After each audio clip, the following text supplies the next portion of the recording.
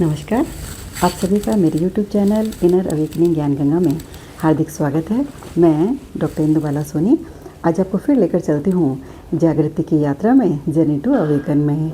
साथियों, आज हम इस पड़ाव पर बात करेंगे हमारे जीवन के बारे में कि जीवन क्या है। देखिए, विश्वास हमें केवल उसी बात का होता है जिसका हमें अनुभव हो, लेकिन हम सब तो दूसरे जो हमें बताते हैं उस पर विश्वास करते हैं। आपको भी आपके जन्म का कुछ पता नहीं होगा।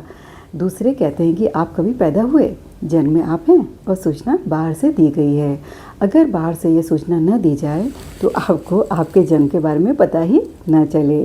जन्म हमें दूसरे बता देते हैं कि कभी हम पैदा हुए फलां तिथि फलां तारीख में, और फिर कोई जब मरता है हमारे चारों तरफ तो हम सोचते हैं कि शायद हम भी किसी दिन मरेंगे।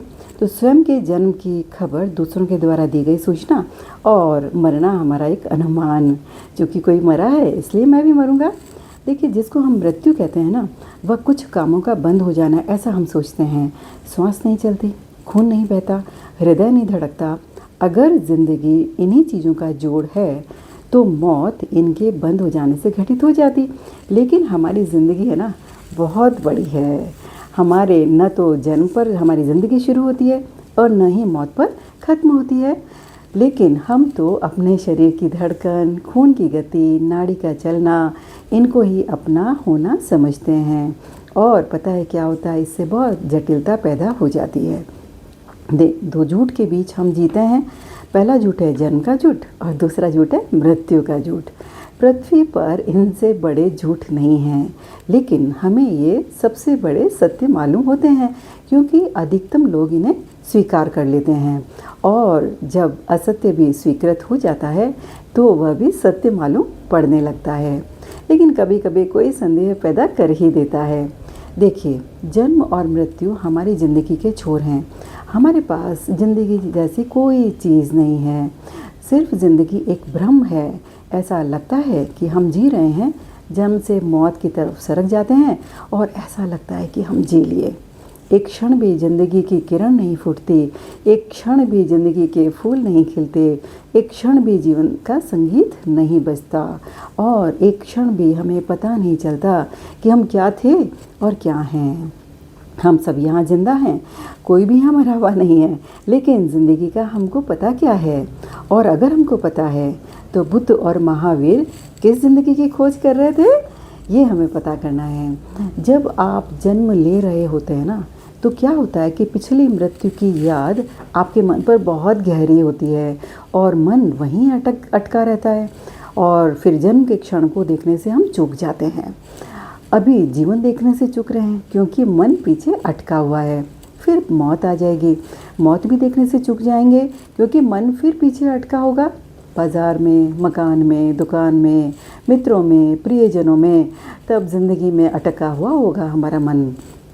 अगर इंसान अपने जन्म को जान ले और मृत्यु को जान ले तो पता है, एक बात तो उसे पक्की हो ही जाएगी कि जो भी हमारे भीतर है, न तो उसका जन्म है और न ही कोई मृत्यु है।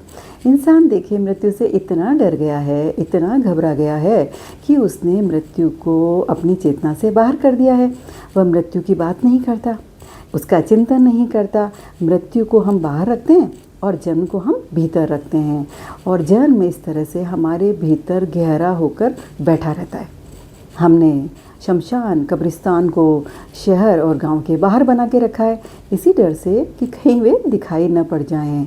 मौत ही अकेला एक ऐसा तत्व है जिसकी पीड़ा यदि हम में घनी हो जाए तो हमारा जीवन परिवर्तित हो सकता है, ट्रांसफॉर्म हो सकता है, अन्यथा नहीं। साथियों, हमारे पास संवेदनशील चिंतन नहीं है, सेंसिटिविटी नहीं है कि हम क्या कर रहे हैं। कभी बैठकर थोड़ा लेखा जोखा कर लेना चाहिए अपने जीवन का, तो हाथ से रेत खिसकती हुई मालूम पड़ेगी। जीवन के सत्य की खोज अकेला एकमात्र ऐसा क्षेत्र है जहाँ कोई कंपटीशन नहीं है। आप चलते जाइए अकेले, बस चलते जाइए, आपके साथ चलने वाला कोई नहीं है, नंबर 1 पर आ जाइए। जिस दिन से यह ज़िंदगी आपको व्यर्थ दिखाई पड़नी शुरू हो जाए, उसी दिन से पता है, असली ज़िंदगी, असली जन्म आपका शुरू होगा। एक जन्म है जो हमें माँ बाप से मिलता है, वह शरीर का ही हो सकता है, और दूसरा जन्म है वो स्वयं की खोज से मिलता है, और वही हमारे जीवन की शुरुआत है। और जब तक वह जीवन न मिल जाए तब तक आप चैन से मत बैठिए। जिस दिन आपको अपने नए जन्म की झलक मिल जाए, उस दिन फिर प्रतिपल जन्म है। उसके बाद तो फिर जीवन ही जीवन है, शाश्वत और अनंत, फिर उसका कोई अंत नहीं है। ऐसे जन्म की यात्रा के लिए आप सभी निकलें, ऐसी मेरी ईश्वर से प्रार्थना है।